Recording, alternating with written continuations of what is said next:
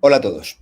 Hoy os voy a hablar de un caso algo delicado, un caso que polariza bastante a dos grupos de personas, por lo que voy a procurar informar objetivamente de lo que ha sucedido en este caso y si queréis saber lo que yo pienso acerca de ello, os podéis quedar hasta el final del vídeo. Antes de empezar, si os gusta este tipo de contenido, no olvidéis suscribiros, darle a like y compartir el vídeo. Porque hoy vamos a saco con un caso que, bueno, salvo que viváis debajo de una piedra, si habéis abierto cualquier medio de comunicación en el día de hoy, habéis visto esta historia que no ha dejado indiferente a nadie. El caso de Noelia no es solo una noticia, es un choque directo entre una persona que quiere dejar de sufrir, una familia que intenta impedirlo y un sistema que ha tardado 2 años en resolverlo. No pretendo dar un discurso vacío, simplemente contaros un poco el caso de principio a fin y luego expresar mi opinión. Lo primero que tenemos que entender es que este caso no nace como un debate abstracto sobre la eutanasia, sino como una tragedia personal que se acaba convirtiendo en símbolo político, jurídico y moral. Según la cronología, más repetida por la prensa española, el punto de partida es octubre del año 2022, cuando Noelia sufre en sus carnes una agresión de corte íntimo, múltiple, lo cual le lleva a querer quitarse su propia vida. Ese intento no acaba con su vida, pero por desgracia le deja con una lesión medular irreversible y una paraplegia que cambia por completo su existencia. A partir de allí, deja de ser una joven de 25 años con toda una vida por delante y pasa a vivir en una situación de dependencia severa, dolor neurológico creciente y sufrimiento crónico e incluso imposibilitante, lo cual le pone en una situación que es muy difícil de superar, ya teniendo en cuenta que estaba sufriendo pues de sus propios demonios y esto no hizo sino añadir leña al fuego. La razón por la que ha sacudido la opinión pública es que no estamos hablando de una enfermedad terminal clásica en el imaginario popular, el tipo de mar adentro de la película aquella de Amenábar. No consiste en eso, ¿no? Es de una persona joven con una historia previa de violencia extrema, de daño psicológico y después de una lesión física que la incapacita totalmente.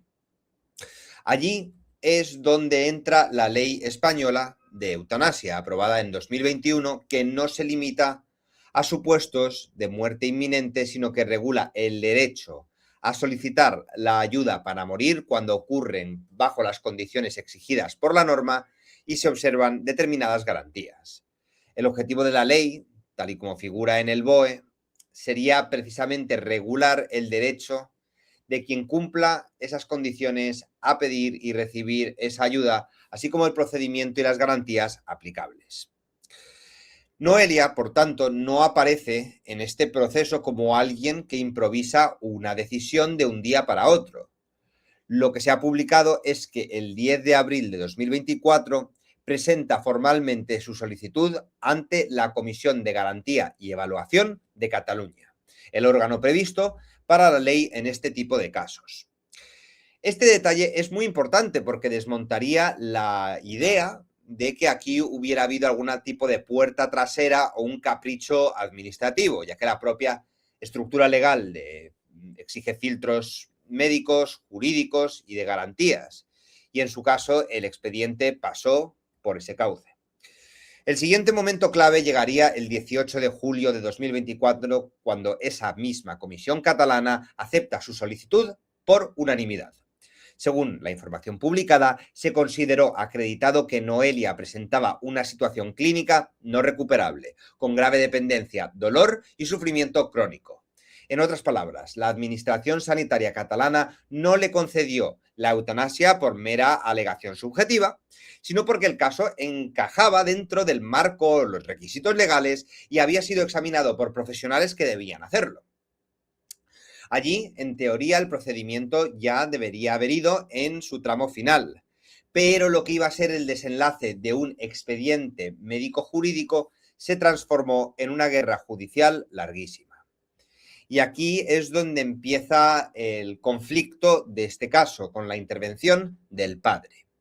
En la víspera de la intervención prevista, el 1 de agosto de 2024, el Juzgado de lo Contencioso Administrativo número 12 de Barcelona acordó la suspensión cautelar de la eutanasia a petición del padre de Noelia. El argumento central era que su hija sufría problemas de salud mental y no estaba en condiciones de decidir válidamente sobre su muerte.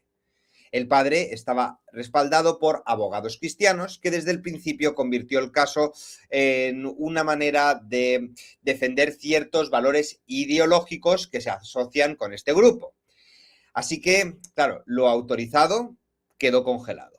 Y este momento es bastante importante en la naturaleza del caso, porque hasta entonces podía verse como el expediente durísimo de una mujer joven que pedía morir dentro de la ley se dio tras toda esta decisión, que ya estaba prácticamente tomada. Desde la suspensión cautelar, el asunto muta en otra cosa, en un pulso sobre quién tiene la última palabra cuando una persona adulta, legalmente evaluada, quiere ejercer un derecho que el país consentiría, pero la familia se opone. Y esa pregunta no quedó en el terreno íntimo, sino que atravesó juzgados, tribunales superiores y hasta Estrasburgo. De hecho, varias de las crónicas publicadas estos días insisten en que el caso de Noelia ha mostrado las costuras o debilidades de la ley, o no tanto porque el procedimiento sanitario fallara, sino porque permitió una larguísima judicialización impulsada por terceros. Durante estos meses, Noelia siguió viva contra la voluntad que había expresado y que la comisión había validado. Ese es el núcleo dramático y también el más duro de todo el relato. La batalla judicial no fue una discusión teórica, sino una prolongación de sus vidas en las condiciones que ella decía que era completamente insoportable. El País, el diario El País, hablaba hoy de 601 días de espera y de una joven atrapada en un laberinto judicial que la había mantenido con vida contra su voluntad. Esa cifra resume bien el escándalo. El sistema había reconocido un derecho, pero ese derecho nunca llegaba a hacerse efectivo porque cada resolución favorable era seguida de una nueva ofensiva procesal. En ese intervalo se produjo una escena realmente importante. El 4 de marzo de 2025, Noelia ratificó personalmente su voluntad ante el juzgado. Esto también importa mucho, porque desmonta uno de los grandes ejes del recurso paterno, que era presentar a Noelia como una persona incapacitada para decidir. El hecho de que ratificara su deseo ante la autoridad judicial reforzó la idea de que la decisión seguía siendo firme, consciente y persistente. No era un expediente antiguo que se estuviera ejecutando por inercia, era una voluntad reiterada en el tiempo. Pocos días después, el 17 de marzo de 2025, la jueza autorizó la eutanasia y concluyó además que el padre no estaba legitimado para actuar en el nombre de su hija. Ese punto jurídico sería muy importante porque no se trataba solo de si la eutanasia era legal o en abstracto, sino de si un padre podía apropiarse procesalmente del conflicto y presentarse como titular de una especie de derecho de veto sobre la decisión de una mujer adulta. La respuesta del juzgado fue negativa. Aún así, el asunto no terminó allí porque Abogados Cristianos recurrió ante el Tribunal Superior de Justicia de Cataluña. En paralelo, la ofensa no se limitó al recurso principal. Según la cronología publicada, Abogados Cristianos también presentó querellas por presunta falsificación y prevaricación contra dos técnicos de la Comisión de Garantía y Evaluación que habían intervenido en el caso. Más tarde se presentarían nuevas acciones contra miembros de la comisión y hasta contra el exconsejero de Salud catalán por sus nombramientos. Esto es importante porque muestra que la estrategia no consistía solo en discutir si Noelia cumplía los requisitos, sino en poner bajo sospecha a quienes habían tramitado y avalado el procedimiento. Era en la práctica una guerra de desgaste institucional. El 19 de septiembre del año 2025, el Tribunal Superior de Justicia ratificó la sentencia favorable a Noelia, aunque reconoció la legitimidad del padre para recurrir al Supremo. Este matiz procesal permitió que la causa siguiera viva y así se prolongó todavía más. Días después, el 24 de septiembre de 2025, llegaron nuevas querellas contra 7 miembros de la comisión y contra el exconsejero. Esto, claro, hizo que el 27 de noviembre de 2025 un juzgado de Barcelona admitió una de esas querellas y abrió diligencias previas. Jurídicamente, una cosa era el derecho de Noelia a la eutanasia y otra las investigaciones penales colaterales, pero mediáticamente todo quedó enfangado, mezclado y reforzando una sensación de suciedad permanente sobre el caso. Cuando el asunto llega al Tribunal Supremo, la dimensión del caso cambia de nuevo. Ya no es solo una disputa de primera instancia o incluso autonómica, pasa a convertirse en un precedente nacional sobre a dónde se puede llegar con la impugnación de terceros frente a una decisión de quitarte tu propia vida. Que el Estado te asista quitándote tu propia vida. El 29 de enero de 2026, el Supremo inadmitió el recurso presentado por el padre y dejó firme el aval a la eutanasia. Distintas crónicas lo describieron como el punto de inflexión definitivo en la justicia ordinaria, porque consolidaba lo que ya se había dicho antes por el juzgado y firmado además por el Tribunal Supremo de Justicia, que la prestación de ayuda para morir concedida a Noelia era conforme a derecho. Pero tampoco allí se acabó todo. El 16 de febrero del año 2026, el padre acudió al Tribunal Constitucional mediante el recurso de amparo. La pretensión era de nuevo detener el procedimiento alegando vulneraciones de derechos fundamentales y reclamando incluso tratamiento psiquiátrico para su hija. El 20 de febrero, el Constitucional rechazó por unanimidad ese recurso.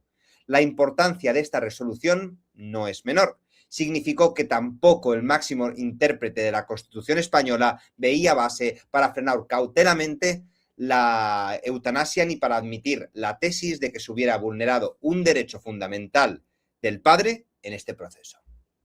Después de eso, la Comisión de Garantía y Evaluación de Cataluña reactivó el trámite para hacer efectiva la eutanasia. Esa reactivación muestra otra vez algo muy importante. El derecho no había desaparecido nunca, lo que había estado era suspendido o bloqueado por la catarata de recursos que había presentado el padre con su despacho de abogados. En cuanto a las instancias judiciales lo fueron despejando, el aparato sanitario volvió a ponerse en marcha para ejecutar una prestación ya reconocida desde el año 2024. La imagen que nos deja los hechos es brutal. Un derecho aprobado en julio de 2024 que casi 2 años después seguía pendiente de hacerse real. Todavía hubo un último intento. El padre, nuevamente respaldado por abogados cristianos, acudió al Tribunal Europeo de Derechos Humanos. Según confirmó El País, citando fuentes del tribunal, la solicitud de medidas cautelares fue enviada el 3 de marzo de 2026 y fue rechazada el 10 de marzo de 2026. La demanda, en el fondo, podía seguir formalmente en trámite, pero lo decisivo era que Estrasburgo no veía razones para adoptar las medidas urgentes necesarias para detener la eutanasia. Esto dejó despejado el último gran obstáculo cautelar. Aquí conviene subrayar algo importante. No se bendijo la eutanasia en un sentido grandilocuente, ni dictó una gran sentencia de principios sobre el fondo del asunto. Lo que hizo fue no paralizar el proceso mediante medidas cautelares. Aún así, políticamente el efecto fue enorme porque el padre y la organización que la apoyaba habían agotado ya la vía española y tampoco conseguían frenar el procedimiento en Europa. En la práctica, la maquinaria legal que había estirado el caso durante 20 meses empezaba a quedarse ya sin palancas. Mientras todo eso ocurría en los tribunales, el otro plano del caso era el íntimo y el familiar. Y allí también es donde la historia se vuelve más áspera. En la entrevista publicada hoy por El País, hoy 26 de marzo, por si estáis viendo este vídeo otro día, Noelia describe una relación rota con su familia. Dice que no puede estar más con esa familia. El periódico cuenta que su padre, su hermana y su madre se oponían a la eutanasia, aunque la posición del padre fue la más activa y beligerante en términos jurídicos. En esa misma información aparece otra dimensión muy dolorosa, que Noelia reprocha la contradicción entre querer mantenerla con vida y al mismo tiempo no haberle dado el apoyo que ella esperaba. Esa distancia entre el recurso de defensa de la vida y la vivencia concreta del sufrimiento de la afectada es una de las claves emocionales del caso.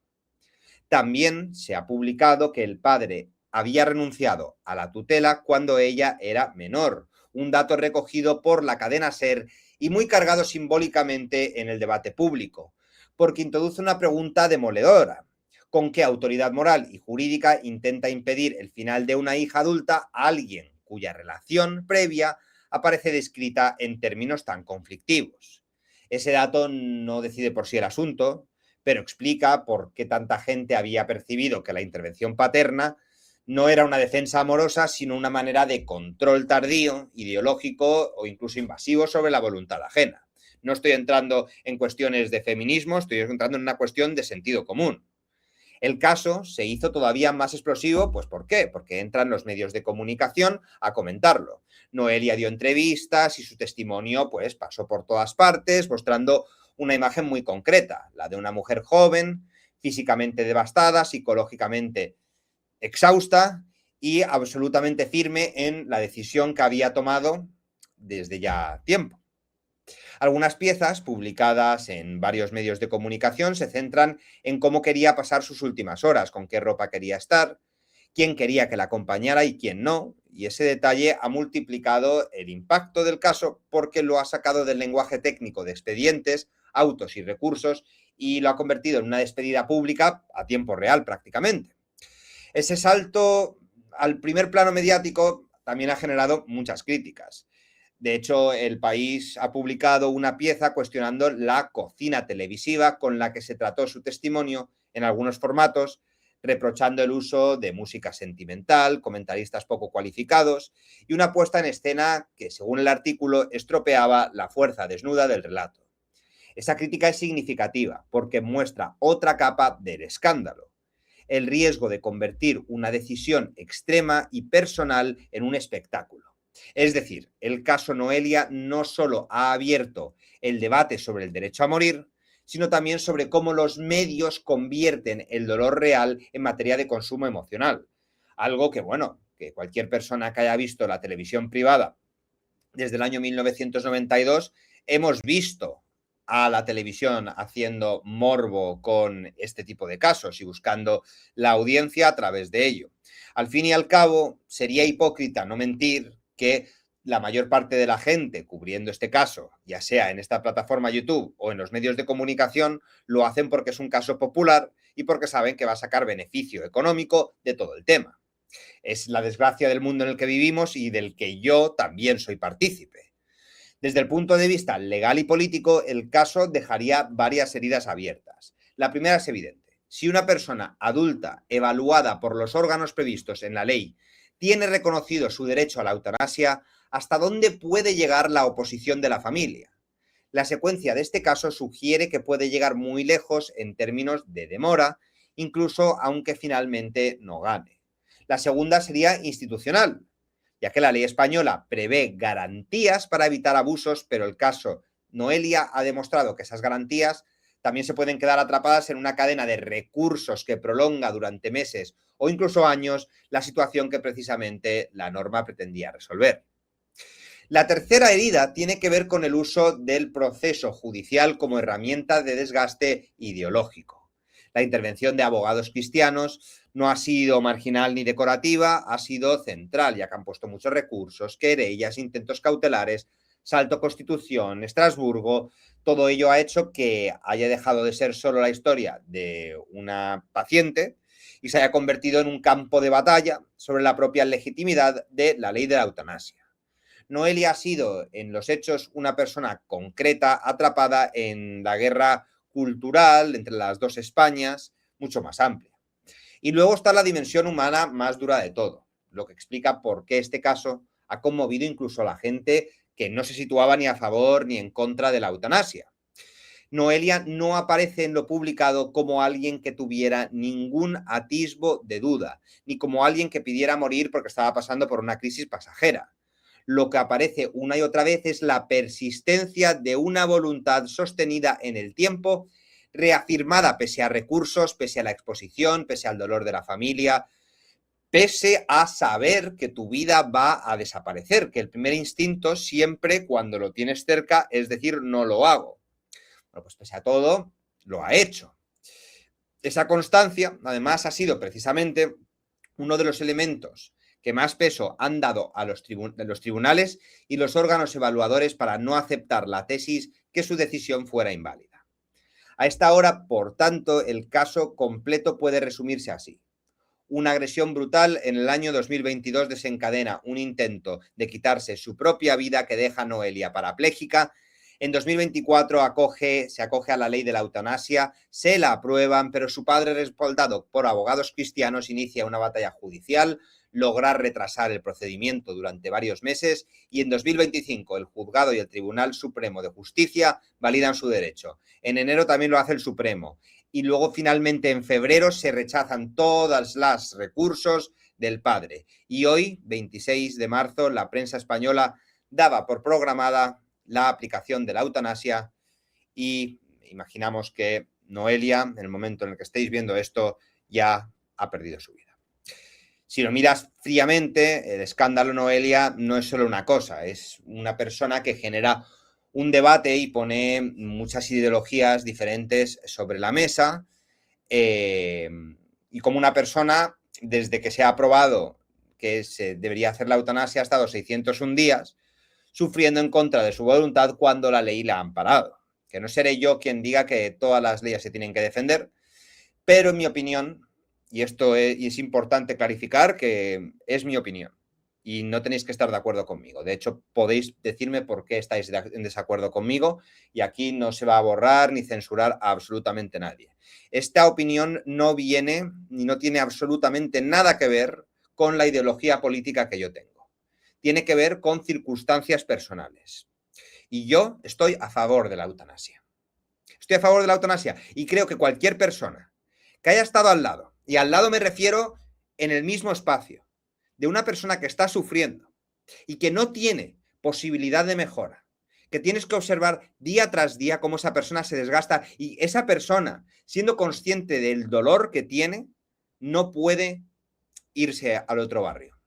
Pues es una cosa que yo creo que es profundamente humana, querer que esa persona deje de sufrir. El amor por alguien no creo que consista en retenerlo a cualquier precio, sino en no condenarlo a un sufrimiento interminable cuando ya no hay salida. Si ya no hay manera de paliar el dolor, si ya no hay manera de hacer a esta persona sentir mejor, ¿qué quieres tenerla? Viva, sufriendo, porque tú le quieres mucho, porque te pone triste que esa persona se muera. Ver sufrir a alguien que quieres sin poder hacer nada es posiblemente una de las experiencias más devastadoras por la que puede pasar cualquier ser humano. Y precisamente por eso, también pienso que yo estoy a favor de la eutanasia, pero hay que ser extremadamente cuidadosos porque estar a favor de la eutanasia no significa que se abra la puerta a cualquier persona. No. No cualquier persona por estar pasando por una crisis pasajera, en cualquier circunstancia, deba recibir ayuda para morir. No es lo mismo el sufrimiento irreversible, constante, sin horizonte de mejora, que una situación marcada por una crisis puntual, o una depresión, o un momento de desesperación. Allí la respuesta no puede ser facilitar la muerte. El Estado no debe dar esa facilidad, sino garantizar apoyo, tratamiento y acompañamiento. No olvidemos que los números, los datos de gente que se quita su propia vida son muy altos en España, que superan los accidentes de tráfico y del que se habla extremadamente poco. Bueno, pues en vez de incrementar un debate para hacer una campaña a favor o en contra de la eutanasia, dependiendo del gobierno que esté, ¿por qué no hacemos más campañas para hacer que la gente a la que le da miedo hablar pueda hablar? Para que la gente no tome decisiones irracionales, día sí, día también. Y precisamente por eso, yo pienso que el Estado debe dar más apoyo y acompañamiento a muchas personas. Defender la eutanasia, en mi opinión, no es defender la muerte, es defender el derecho a no sufrir cuando ya no hay nada más que ofrecer dolor. Y os prometo una cosa, puedo llegar a entender la gente religiosa, la gente que es muy cristiana, que lo vea que va en contra de la ley natural. Lo puedo llegar a entender. Pero creo que llegado a cierto momento, la opinión moral que tenga la persona que no está sufriendo lo que la persona que está pidiendo la eutanasia está sufriendo, puede coger sus ideas y llevárselas a la iglesia. Porque el dolor humano no entiende de dioses, ni de pecados, ni de ley natural. Cuando una persona está bajo sufrimiento constante, la búsqueda más humana es acabar con ese sufrimiento. Muchas gracias por haberme acompañado en el vídeo de hoy y nos vemos muy pronto en el canal.